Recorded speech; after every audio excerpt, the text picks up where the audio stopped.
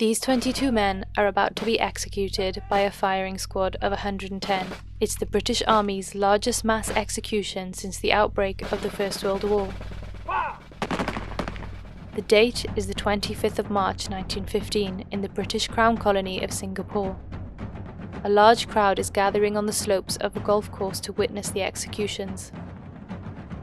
There is a carnival-like atmosphere. But why is this happening, and who are these men?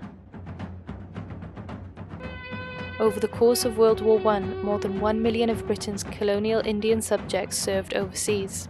They were known as sepoys. This is the story of one group of those sepoys. On October 10, 1914, an Indian Muslim regiment of the British Army arrived in Singapore to replace the King's Own Yorkshire Light Infantry, which had been ordered to France. Just 1 month later, the regiment's colonel announced that they would be transferred to Hong Kong. Rumours began to take hold that the sepoys' actual destination was not Hong Kong, but Turkey, where they would be thrown into battle against their Turkish brothers in faith. When no mention of Hong Kong was made at the regiment's farewell parade, the sepoys felt their rumours had been confirmed.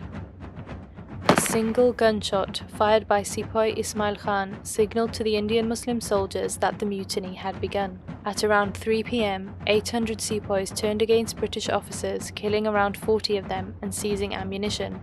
Singapore was left practically defenceless, with most of the Singapore Volunteer Corps on leave due to the Chinese New Year holidays. The rebels marched through Singapore, laying siege to the home of the regiment's commanding officer.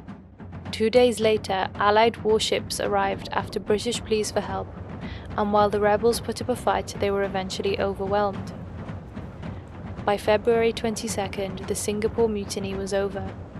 Many sepoys lost their lives in battle, many surrendered, and the remainder fled into the jungle. These are the events that led up to this moment, that was witnessed by around 15,000 people at Outram jail. In total, 47 mutineers were executed.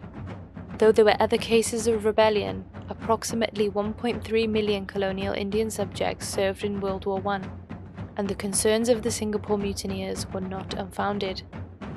Many Muslim soldiers were indeed used in campaigns against the Ottoman Empire, which involved capturing regions such as Palestine and Syria.